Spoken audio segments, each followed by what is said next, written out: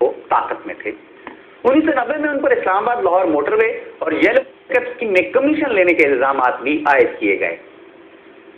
Iron scrap के हवाले से भी उन पर करप्शन के इल्जाम आयद हुए, जिनकी ड्यूटीज में घपलों की खबरें अखबारों में छपती रहीं। मालियाती इदारों को लूटने के हवाले से 4 अफराद का टोला मशहूर था, जिसमें नवाज शरीफ, चौधरी बिशारत इलाही जो ज़ियादत के बरादर हिस्पति थे, चौधरी बरादरान और सैफ के नाम शामिल थे। इन तमाम इल्जामात ने उस वक्त के सदर गुलाम इसाक खान को एमुनेशन फराहम किया, जिसके बाद उन्होंने नवाज हुकूमत को बरतरफ करके बल्क शेर मज़ारी को निगरान वज़ीर आज़म मुकर्रर कर दिया। इनका कहना था कि पाकिस्तान की तारीख में नवाज शरीफ वाहिद वज़ीर आज़म थे जिन्होंने अपने कारोबार को फैलाने के लिए मनपसंद पॉलिसियां बनाई और उनका सिर्फ एक नुकाती एजेंडा था और वो पैसा इकट्ठा करना। नवाज शरीफ के खिलाफ करप्शन के इल्जामात का सिलसिला बेनज़ीर हुकूमत के दौरान भी जारी रहा और खुद नवाज शरीफ साहब का कहना था उस वक्त कि उनकी फैमिली के खिलाफ करप्शन के 150 से ज़ायद मुकदमे बनाए गए, लेकिन उनमें से कोई भी साबित नहीं हो सका। नवाज शरीफ ने प्लॉटों की गैर कानूनी अलॉटमेंट के हवाले से LDA को 2 बिलियन रुपए का नुकसान पहुंचाया। इल्जाम जो हो रहे हैं उनकी बात कर रहे हैं, जबकि उन पर बैतुल माल से, जो कि ज़कात फंड था और गरीबों के लिए था, उससे 200 मिलियन रुपए और तामीर वतन प्रोग्राम से 845 मिलियन रुपए बिला वजह खर्च करने का इल्जाम भी आयद किया गया था उन मदों में जहां पर यह रकम खर्च नहीं होनी चाहिए थी। 1990 से 1993 के दौरान नवाज शरीफ पर जो बड़ा इल्जाम आयद किया गया वो बैंकर्स इक्विटी से शुगर मिलों के लिए हासिल किए जाने वाले कसीर तादाद में कर्जा जात थे, और जब नवाज शरीफ की हुकूमत बरतरफ हुई तो बैंकर्स इक्विटी के चेयरमैन को मज़कूरा खिदमात के सिले में बासाहबी दोस्तों के मुताबिक उन खिदमात का मुआवजा ये दिया गया कि पाकिस्तान मुस्लिम लीग सेक्रेटेरिएट इस्लामाबाद में उन्हें ऑफिस सेक्रेटरी मुकर्रर कर दिया गया। 1970 में जब जनरल ज़ियाउल हक ने नवाज फैमिली को इत्तफाक फाउंड्री वापस की और नवाज शरीफ को फाइनेंस मिनिस्टर के ओहदे पर तैनात किया तो इस वक्त फैमिली के पास 5 कंपनियां थीं, जिनमें इत्तफाक textile, Nawaz Shahbaz enterprise, Javed Parvez enterprise, इत्तफाक brothers limited, Khalid Seraj industries और उसके बाद फिर नए इंडस्ट्रियल यूनिट कायम हुए, जिसका हवाला मैं आपको पहले भी दे चुका हूँ। इनमें 1982 में इत्तफाक शुगर मिल, 1983 में brother steel, 1986 brother textile mill, 1987 में इत्तफाक टेक्सटाइल यूनिट और 1988 में खालिद सराज टेक्सटाइल मिल्स। उसके बाद फाइनेंस मिनिस्टर से वज़ीर आला बन गए जनाब, और पहले दौरे हुकूमत में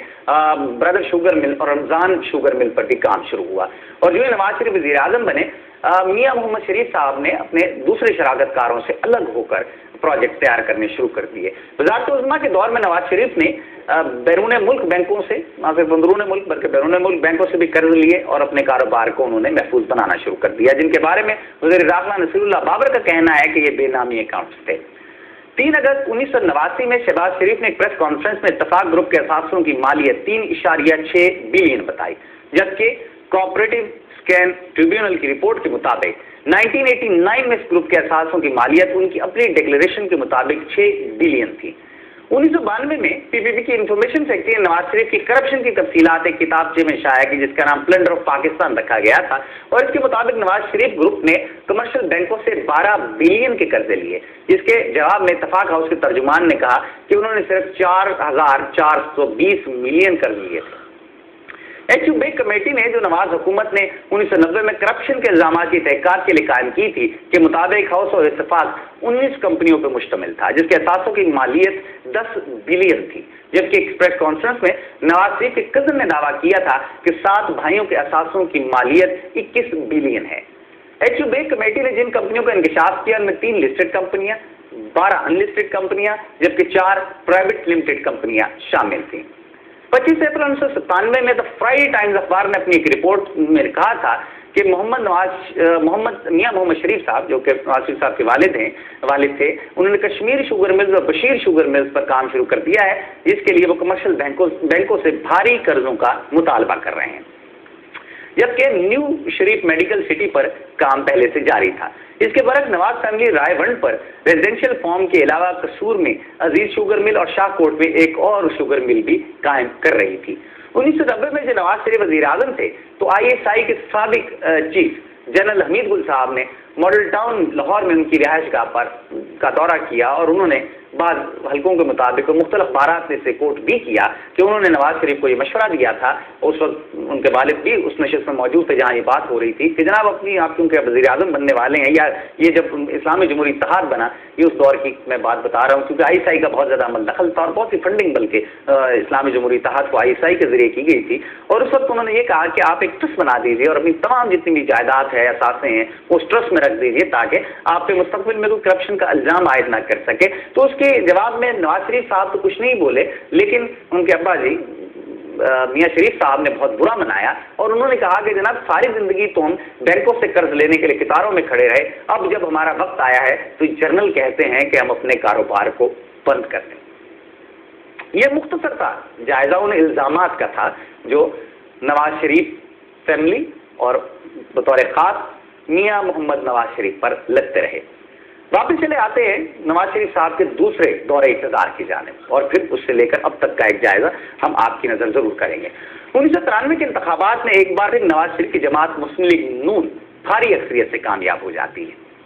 اس بھاری بھرکم مینڈیٹ کے حصول کے فوراً بعد نواز شریف نے برسر اقتدار آ کر جو پہلا کام کیا وہ اس 8ویں آئینی ترمیم کا خاتمہ تھا، جس کے تحت صدر پاکستان کے پاس یہ اختیار تھا کہ وہ اسمبلیوں کو برطرف کر سکتے ہیں، اور اس کا نشانہ ظاہر ہے کہ نواز شریف خود بن چکے تھے۔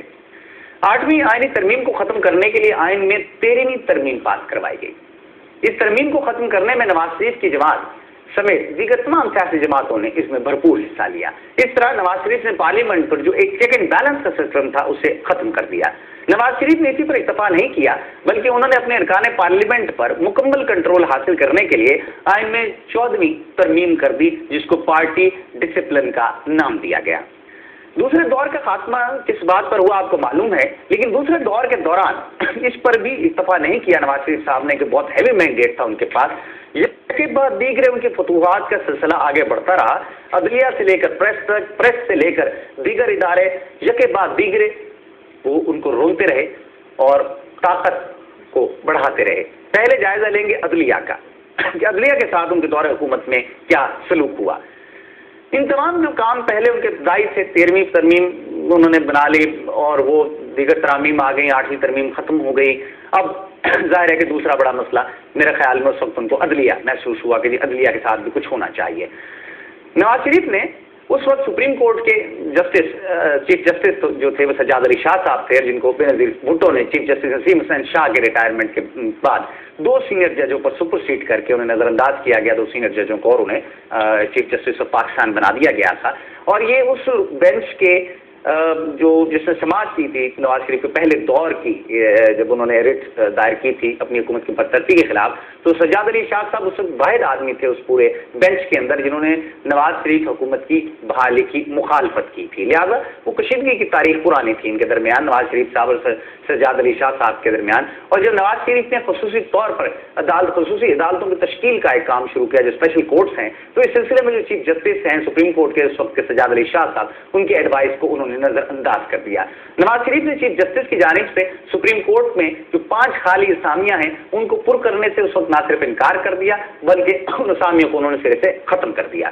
اور بعد میں بہرحال دباؤ جب بڑا جوڈیشری کی جانب سے تو انہوں نے اسامیوں کو بحال تو کر دیا لیکن پھر بھی انہیں پر کرنے سے انکار کر دیا۔ نواز شریف صاحب نے اس وقت بدترین ایک مظاہرہ دیکھنے میں آیا کہ چیف جسٹس کے ساتھ اس جنگ کو سپریم کورٹ کے ججوں میں تک پہنچا دیا اور جج 2 حصوں میں بٹ گئے، اور پہلی بار پاکستان کی جوڈیشری نے یہ دیکھا کہ سجاد علی شاہ نواز شریف کے خلاف توہین عدالت کیس کی سماعت کر رہے تھے، اور دوسری طرف نواز شریف کی ہدایت پر سپریم کورٹ کے ججوں کے گروپ نے سجاد علی شاہ کو جو ہے چیف جسٹس تسلیم کرنے سے انکار کر دیا۔ سپریم کورٹ کے کوئٹہ بینچ نے چیف جسٹس کی تقرری کے حوالے سے از خود کیس کی سماعت کر کے چیف جسٹس سجاد علی شاہ کو بطور چیف جسٹس کام کرنے سے روک دیا۔ مزے کی بات یہ دیکھیے کہ سینئر جج کو جونیئر جج جو ہیں وہ کام کرنے سے روک رہے ہیں، اور یہ ساری رسہ کشی اس لیے چل رہی ہے کس طرح چیف جسٹس کو ہٹایا جا سکے یا پھر وہ نواز شریف کے ہاتھ پر بیٹھ کر لیں، ان کی حلقہ احباب میں شامل ہو جائیں۔ اس دوران ایوان صدر میں اس بحران کو ختم کرنے کے لیے 2 اہم میٹنگز ہوئیں لیکن وہ ناکام رہی، کیونکہ اس وقت chief of army staff general Jahangir کرامت کوئی ایسا حل پیش کرنے میں ناکام رہے جو نواز شریف اور سجاد علی شاہ دونوں کے لیے قابل قبول ہو۔ ادھر نواز شریف مسلسل اپنی چالیں چلتے رہے اور سپریم کورٹ کے ججوں کو آپس میں لڑوا کر اپنا مقصد حاصل کرنے کی جانب وہ گامزن رہے، اور پھر 28 نومبر 1970 97 کا وہ سیاہ دن بھی آیا کہ جب ایک بھاری اکثریت سے منتخب ہونے والے وزیر اعظم نے، کیونکہ الزامات انہی پر عائد کیے گئے تھے، اپنے خلاف توہین عدالت کے کیس کی سماعت سے سپریم کورٹ کے چیف جسٹس کو روکنے کے لیے سپریم کورٹ پر حملہ کروا دیا۔